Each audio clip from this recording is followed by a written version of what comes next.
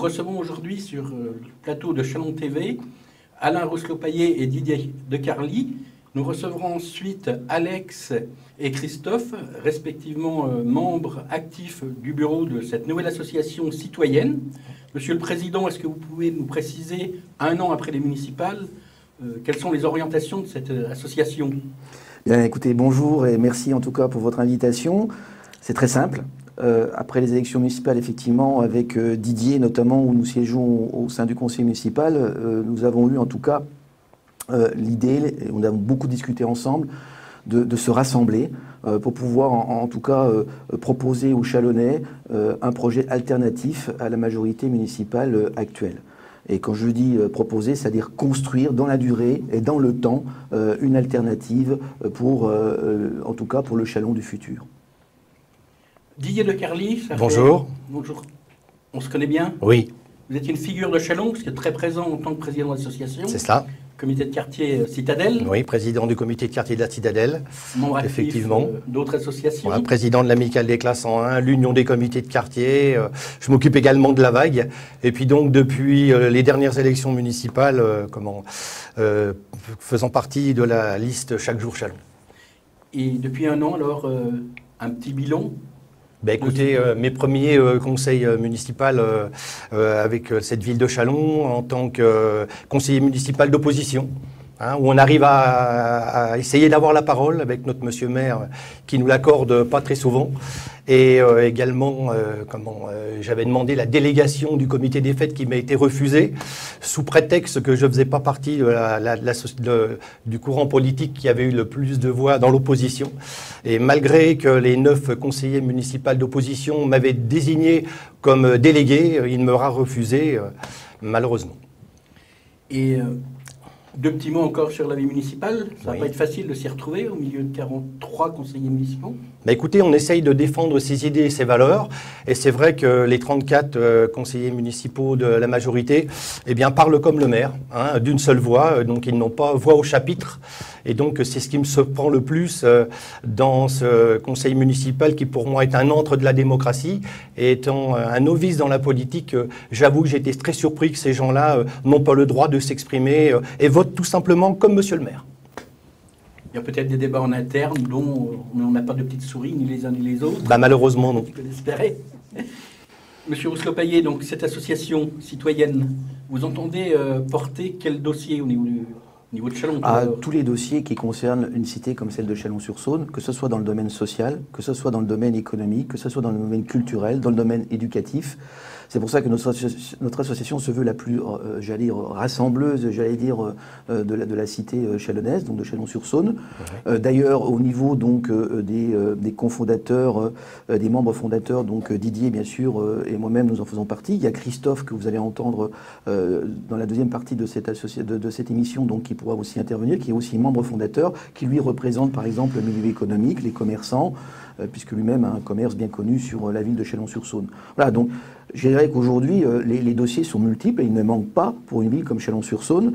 Et je crois que l'intérêt de notre association est très clair, hein, c'est de bien orienter la vie de la cité, de s'occuper de la cité, ce que ne fait pas forcément aujourd'hui notre maire qui est occupé, comme vous avez pu le voir, depuis 2014, hein, à beaucoup d'échéances électorales, mais qui en oublie finalement l'avenir de Chalon et des principaux dossiers, des principaux projets de demain qui feront l'avenir de Chalon-sur-Saône.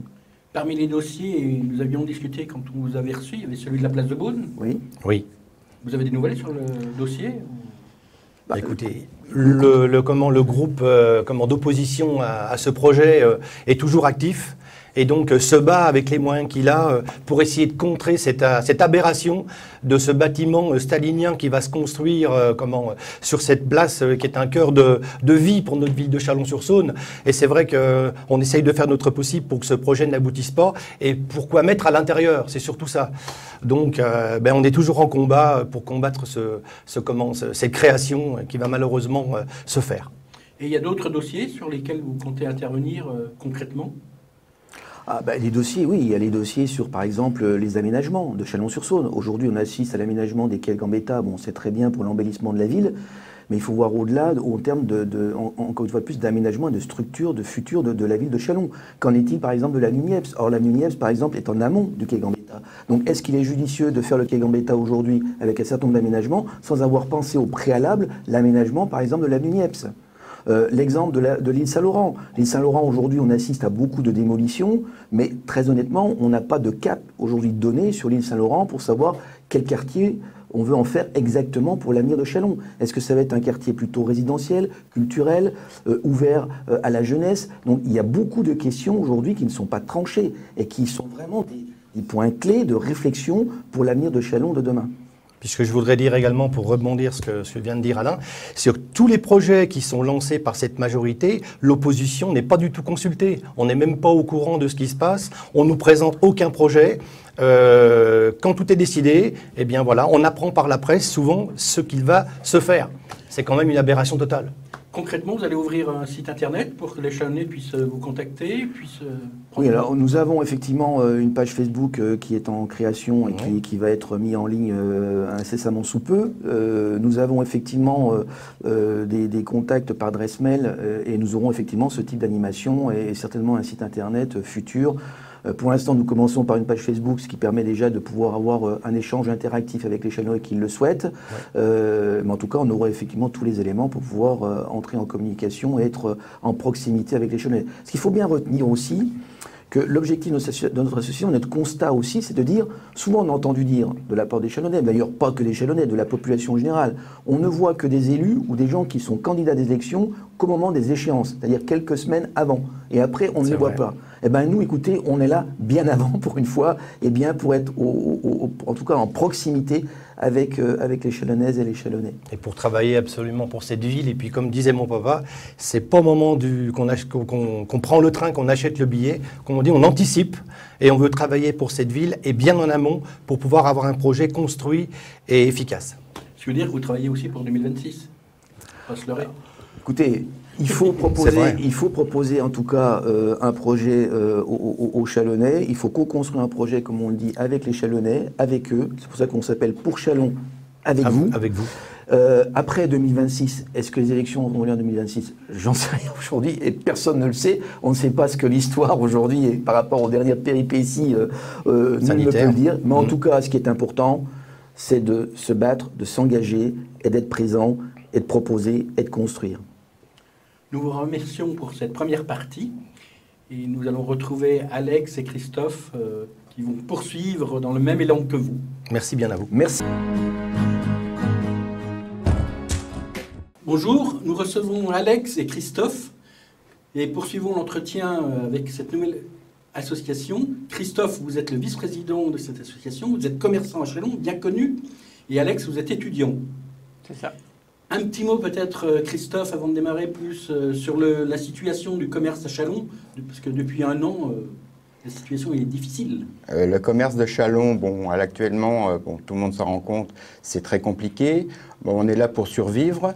Nous avons des aides actuellement par le Grand Châlons, non pas par la mairie. La mairie, on est un petit peu les oubliés de Châlons en tant que commerçants.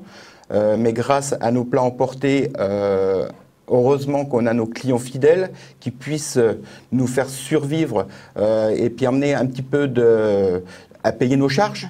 Sinon, dans l'ensemble, c'est très compliqué. Et au sein de l'association, en qualité de vice-président, vous allez porter plus les thématiques liées au commerce et à l'artisanat oui. Sur la ville ? Oui, tout à fait. Il faut redynamiser et redonner l'envie aux Chalonnais et aux Chalonnaises de revenir au cœur de la ville pour activer le commerce, pour redonner vie. Parce que l'extérieur, c'est bien beau, mais à un moment donné, ça fait fermer les portes au niveau du centre de Châlons. Malheureusement, c'est pas comme ça qu'on va réussir à redonner envie aux commerçants de revenir sur Châlons. Voilà, tout à fait, pardon. Alex, au niveau des jeunes et des étudiants notamment, vous avez déjà mené des actions à Dijon, je crois.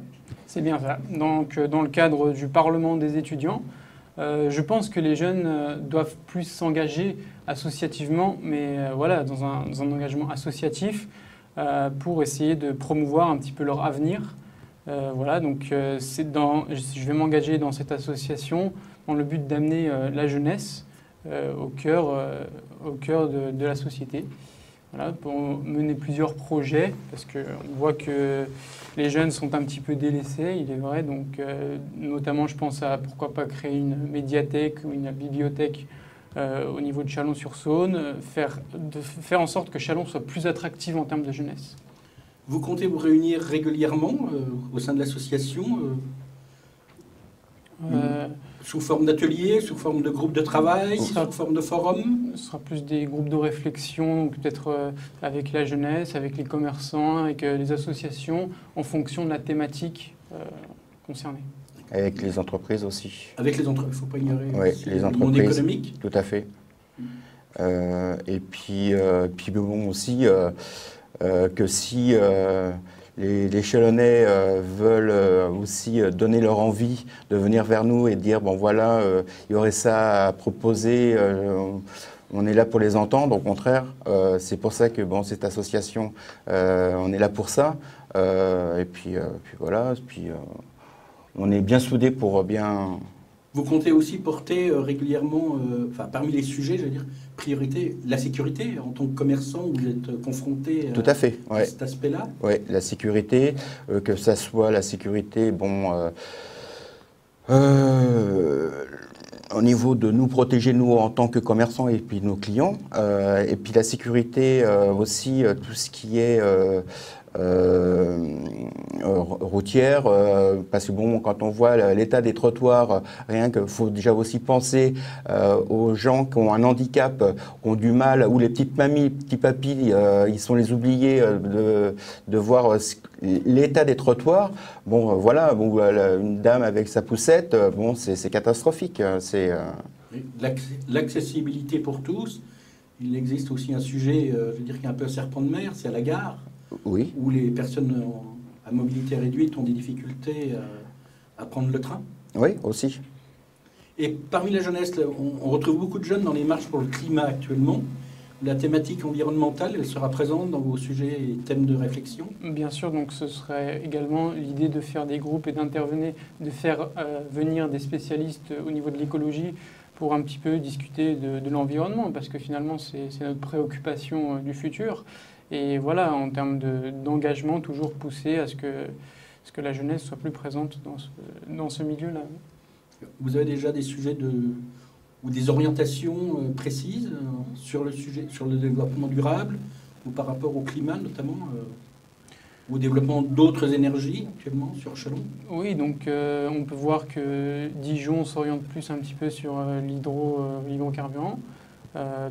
Voilà, donc ces bus notamment fonctionnent avec ça. Pourquoi est-ce que les bus du Grand Châlons ne pourraient pas aussi adopter cette nouvelle forme d'énergie? Donc on serait une force de proposition notamment vis-à-vis de la mairie.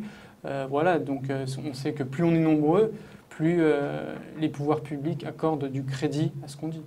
Et aussi emmener plus de bornes pour les voitures électriques.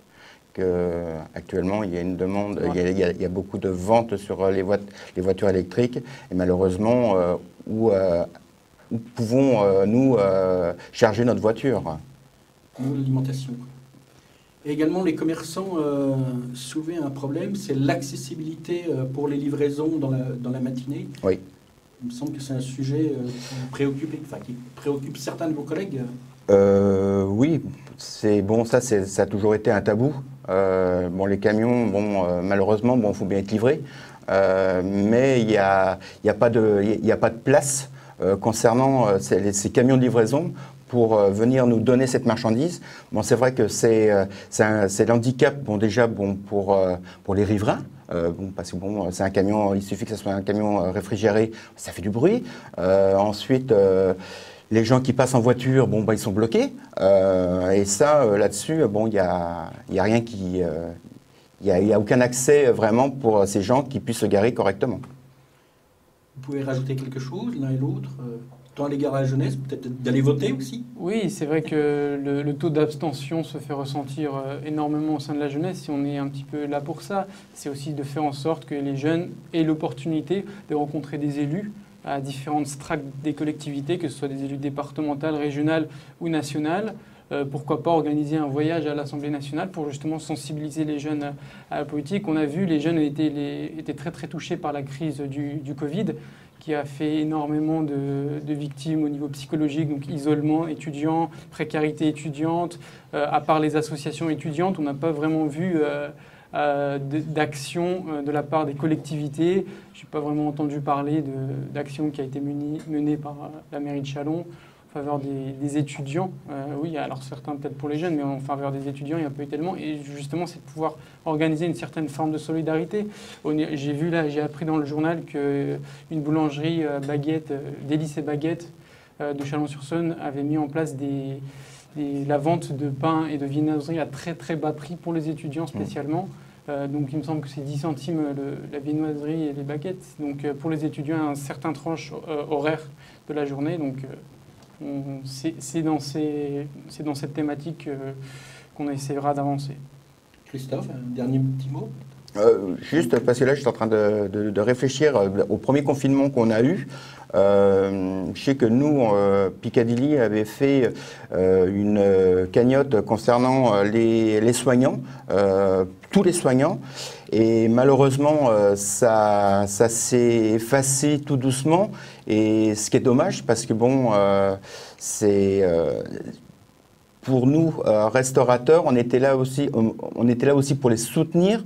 Et là maintenant, il n'y a plus personne pour soutenir ces gens-là dans ce Covid qui est très compliqué dans l'ensemble. La solidarité intergénérationnelle tiendra une place importante aussi au sein de Oui, vos réflexions. Oui, tout à fait. Ouais. Au sein de votre association. Nous vous remercions. Merci à vous. Merci à vous. On vous recevra prochainement, comme nous appelons d'autres associations citoyennes à venir sur notre plateau. Merci. Merci pour ce temps.